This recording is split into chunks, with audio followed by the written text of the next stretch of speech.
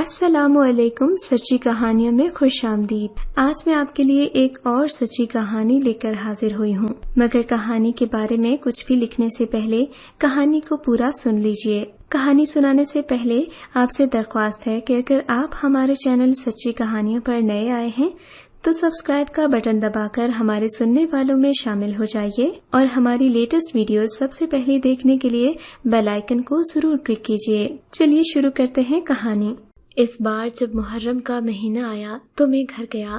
میرے ایک دوست نے کہا آؤ قبرستان چلیں۔ میں نے کہا تمہیں پتہ تو ہے کہ میں ان دنوں قبرستان نہیں جاتا، میں تو عید کے دن قبرستان پر جاتا ہوں اور عید کی نماز پڑھ کر پوری فیملی کے ساتھ قبرستان جاتا ہوں، فاتحہ خوانی بھی کرتے ہیں اور گلاب کی پتیاں بھی قبروں پر ڈال آتے ہیں۔ مگر پھر اس نے بہت ضد کی تو میں اس کے ساتھ قبرستان چلا گیا۔ وہاں جا کر میری حیرت کی انتہا نہ رہی۔ ہمارے گاؤں کا جو قبرستان ہے وہ 10-12 دیہات کے درمیان ہے، اسی لیے وہ بہت بڑا ہے۔ وہاں جا کر خوشی اس بات کی ہوئی کہ لوگ اپنے پیاروں کو یاد کر کے ان کے لیے فاتحہ خوانی کرنے آئے ہیں، وہ ان کے لیے مغفرت کی دعائیں کرتے تھے۔ خیر قبرستان میں فاتحہ خوانی کے بعد میں اور میرے دوست واپس آنے لگے تو ہم نے دیکھا ایک بہت بڑی بلیک شیشوں والی گاڑی آئی۔ اس میں سے چند آدمی نکلے، وہ اسلحہ سے لیس تھے، ان کے پاس بندوقیں تھیں اور وہ کسی اہم شخصیت کی گاڑی تھی۔ سب لوگ ان کی طرف چلنے لگے۔ گارڈ کے بعد ایک خوبصورت نوجوان گاڑی سے نکلا۔ وہ دیکھنے میں بہت حسین تھا مگر پاؤں میں زنجیر تھی۔ اس کے ہاتھ پاؤں میں زنجیریں دیکھ کر سمجھ میں نہ آیا کہ یہ کیا معجزہ ہے۔ اس شخص کو جب گاڑی سے نیچے اتارا تو وہ اونچا اونچا رونے لگا اور دیوانوں کی طرح اونچے اونچے بین کرنے لگا۔ وہاں قبرستان پر سبھی لوگ جمع ہو گئے۔ اس کی دیوانوں والی حالت دیکھ کر سبھی لوگ دکھی تھے۔ پھر اس گاڑی سے ایک بوڑھی عورت نکلی، وہ اس دیوانے شخص کو پکڑنے کی کوشش کر رہی تھی۔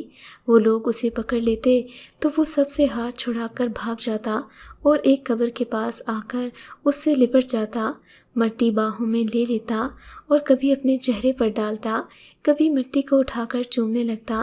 لوگ یہ منظر دیکھ کر حیران پریشان ہو گئے۔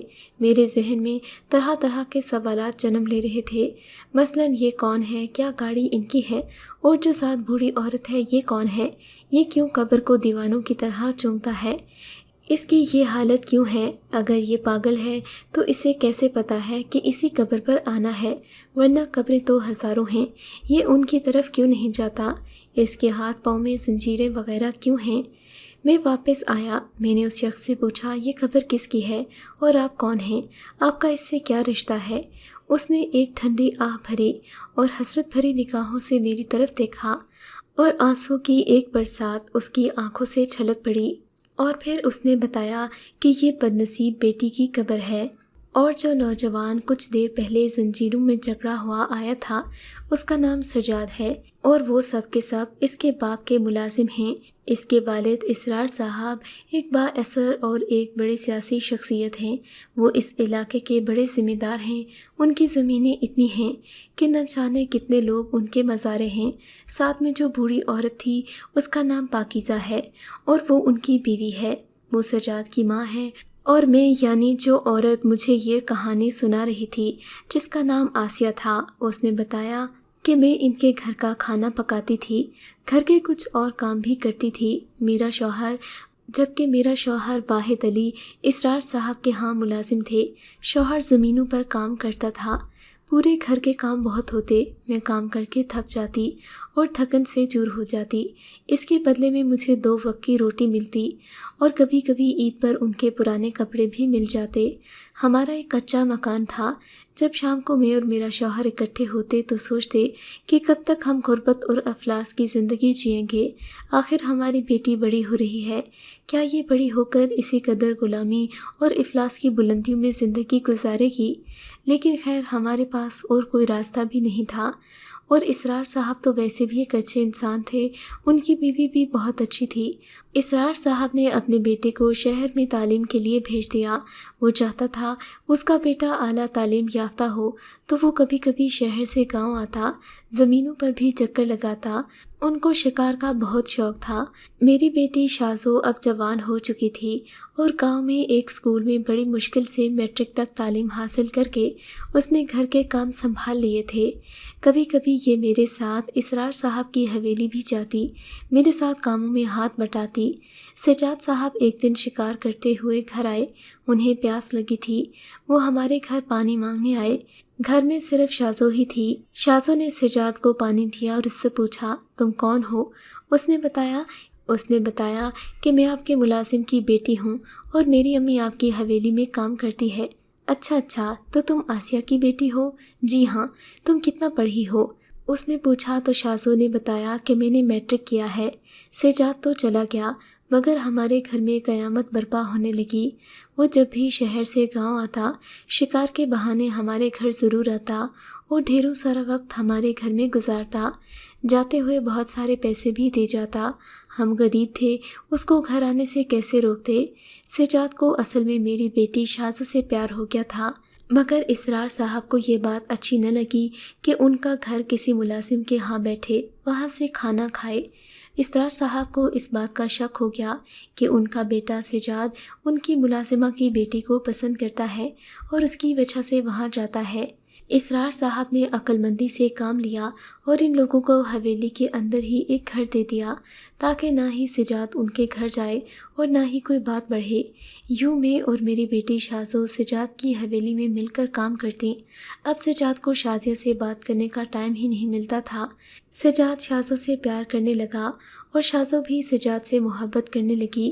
شازو کی آنکھوں میں نے سجاد کے لیے محبت پڑھ لی تھی۔ ایک دن سجاد سے رہا نہ گیا، اس نے مجھ سے کہہ دیا، آنٹی میں آپ سے کوئی ضروری بات کرنا چاہتا ہوں۔ میں نے کہا جی بیٹا بولو۔ سجاد نے کہا آنٹی سچ تو یہ ہے آپ کی بیٹی شازو سے محبت کرتا ہوں اور میں اس کے بغیر جی نہیں سکتا۔ وہ میری زندگی ہے، میری بندگی ہے، میری چاہت ہے۔ میں اس سے شادی کرنا چاہتا ہوں، آپ میری مدد کریں، میں آپ کے آگے ہاتھ جوڑتا ہوں۔ سجاد کی باتیں سن کر میرے تو قدموں تلے سے زمین نکل گئی کہ یہ کیسے ہو سکتا ہے؟ آسمان اور زمین کیسے مل سکتے ہیں؟ محمل میں ٹاٹ کا پیون کیسے لگ سکتا ہے؟ ایک دولت مند امیر زادہ نواب باپ کا بیٹا ایک غریب گھرانے کی لڑکی سے کیسے محبت کرے گا اور کیسے شادی کرے گا؟ میں نے کہا بیٹا ہم آپ کے نوکر ہیں اور آپ کے غلام ہیں، اب ایسا کیسے ہو سکتا ہے؟ اگر آپ کے والدین کو پتہ چل گیا تو وہ ہمیں جیتے جی مار دیں گے۔ خدارا ہماری عزت کو نیلام نہ کریں اور ہمیں معاف کر دیں۔ سجاد چلا تو گیا مگر دل میں ایک قیامت برپا کر گیا۔ مجھے ڈر لگ رہا تھا اگر اسرار صاحب کو پتہ چل گیا تو وہ ہمیں زندہ درگور کر دیں گے۔ زندگی کس مقام پر لے آئی تھی؟ ایک طرف ہماری غربت تھی، دوسری طرف سجاد اور شازو کی محبت تھی، اور وہ دن بھی آ گیا جب سجاد نے اپنے امی ابو سے کہہ دیا کہ مجھے آنٹی آسیہ کی بیٹی شازو پسند ہے، میں اس سے محبت کرتا ہوں، اس کے بغیر ایک پل نہیں رہنا چاہتا۔ بس اس کا یہ کہنا تھا کہ حویلی میں قیامت آ گئی۔ اسرار صاحب نے کہا تم نے سوچا بھی کیسے کہ ایک ملازمہ کی بیٹی سے شادی کرو گے؟ ہم ایسا نہیں ہونے دیں گے۔ سجاد نے کہا اگر آپ میری شادی اس سے نہیں کروائیں گے تو میں خودکشی کر لوں گا۔ آخرکار بیٹے کی خوشی کے آگے انہیں بھی ہمت ہارنا ہی پڑی۔ اس دن سجاد بھی بہت خوش تھا، اسے اپنی محبت اپنی زندگی مل گئی تھی، مگر شاید یہ خوشیاں عارضی تھیں، اس کی شادی ہوئی نہ تھی کہ اسرار صاحب کی نظریں بدلنے لگیں۔ نہ جانے وہ کیسے انسان تھے کہ اپنی بیٹی جیسی بہو کو بھی وہ پاکیزگی اور تقدس نہ دے سکے جو ان کی نگاہوں میں ہونا چاہیے تھا۔ مجھے اکثر لگتا کہ وہ اپنی بہو کو صحیح نظر سے نہیں دیکھتے، مگر پھر ان کی عمر اور بزرگی کا خیال کر کے چپ ہو جاتی کہ مبادا ان کا دل ہی نہ دکھ جائے۔ مگر شاید یہ میری غلط فہمی تھی، انسان کی فطرت کبھی نہیں بدلتی۔ اسرار صاحب کے تو مزاج ہی بدل گئے، اب وہ کسی نہ کسی بہانے اپنے بیٹے کو ملک سے باہر بھیج دیتے یا پھر اسے دوسرے شہر رہنے کا کہتے، اور جب تنہائی کا موقع میسر آتا تو شازو کو اپنانے کی کوشش کرتے، مگر شازو اپنے شوہر سے بے پناہ محبت کرتی تھی، وہ اپنا آپ کسی اور کو سونپنے سے پہلے مر جانا پسند کرتی تھی۔ بالآخر ایک دن یوں ہی ہوا، حویلی میں سبھی لوگ سو رہے تھے، صبح کا وقت تھا کہ اس کے دروازے پر ملازمہ نے دستک دی۔ اس نے دروازہ کھولا تو ملازمہ ڈری سہمی کھڑی تھی۔ جبکہ اس کے ساتھ ہی اسرار صاحب کھڑے تھے۔ ان کے تو تیور بدلے بدلے سے لگ رہے تھے، جنہیں دیکھتے ہی شازو کی جان نکل گئی، اور پھر خود پامال ہونے کی بجائے اس نے اپنی جان قربان کرنا مناسب سمجھا۔ اس کی موت کی خبر کسی کو نہ ہوئی، لیکن جب سجاد شہر سے واپس آیا تو حویلی میں ہنگامہ کھڑا ہو گیا۔ ماں باپ تو رو دھو کر چپ ہو گئے، مگر وہ خاموش بیٹھنے والا نہیں تھا۔ وہ باپ کے سامنے کھڑا ہو گیا، کہنے لگا، سچ سچ بتا دو شازو کیسے مری ہے، ورنہ میں خود کو گولی مار لوں گا۔ یہ سننا تھا کہ اسرار صاحب نے کچھ سچ اور کچھ جھوٹ اسے بتا دیا۔ باپ کے الفاظ سن کر اسے یقین نہیں ہو رہا تھا کہ باپ ایسے بھی ہوتے ہیں، مگر پھر بھی باپ کی عمر کا لحاظ کرتے ہوئے وہ چپ ہو گیا۔ اس نے فیصلہ کیا کہ باپ کی دوبارہ شکل بھی نہیں دیکھے گا۔ اس کی تو دنیا اجڑ چکی تھی، وہ چاہتا تھا وہ اب اس دنیا سے کوچ کر جائے۔ اس نے شراب پینا شروع کر دی۔ ایک دن اسرار اور اس کے آدمی سجاد کو ایک روٹ سے اٹھا کر لائے۔ سجاد نشے میں دھت تھا۔ جب وہ اٹھا اس کی سمجھ میں کچھ نہ آیا۔ اس نے اپنے باپ کو دیکھ کر منہ پھیر لیا۔ اس کا یہ رویہ دیکھ کر باپ کا دل کٹ کر رہ گیا۔ وہ اپنے بیٹے سے بے حد محبت کرتا تھا۔ الگ بات تھی کہ دوسروں کی زندگیاں برباد کرتے ہوئے وہ کسی کے بارے میں نہیں سوچتا تھا۔ اپنی جائیداد کے واحد وارث کو اجڑتے دیکھ کر اسرار صاحب کے دل کو بہت تکلیف ہوئی، یہاں تک کہ اس دل کی تکلیف نے ان کی جان ہی لے لی۔ سجاد کی ماں یہ چاہتی تھی کہ سجاد ٹھیک ہو جائے تو اس کی شادی کروا دی جائے تاکہ اس کے بعد کوئی زمین اور جائیداد کا مالک ہو، مگر سجاد اب بھی نشے کا عادی ہو چکا تھا۔ نشہ نہ ملتا تو وہ مرنے لگتا۔ اس کی حالت پاگلوں جیسی ہو گئی۔ اس کی ماں نے اسے نشے سے جان چھڑوا دی، مگر وہ ذہنی طور پر ٹھیک نہیں تھا۔ وہ چاہتی تھی کہ کسی طرح یہ ٹھیک ہو جائے تاکہ اس کی شادی کر کے وہ وارث پیدا کر سکے۔ سجاد کو ایک پاگلوں کے ڈاکٹر کو دکھایا۔ اس نے اس کا علاج شروع کر دیا، مگر سجاد کی حالت کبھی ٹھیک ہوتی تو کبھی خراب، یعنی وہ نیم پاگل سا ہو گیا تھا۔ سجاد ٹھیک ہوتا ہی نہیں تھا۔ بس وہ اتنا کہتا کہ جس زندگی میں شازو نہیں ہے وہ زندگی میرے کس کام کی، اور پھر آہستہ آہستہ اس کی حالت دن بدن خراب ہوتی گئی۔ وہ گھر کے ملازموں کو مارنے پیٹنے لگا، جو اس کے قریب آتا وہ اسے مارنے لگ جاتا۔ پھر ڈاکٹروں کے مشورے سے اس کو لوہے کی زنجیریں پاؤں میں ڈال دی گئیں تاکہ وہ کسی کو نہ مارے۔ اب جب وہ کبھی ہوش میں آتا ہے تو صرف شازو کو ہی پکارتا ہے، اس کی باتیں کرتا ہے، لہٰذا اس کی ماں اسے شازو کی قبر پر لے آتی ہے۔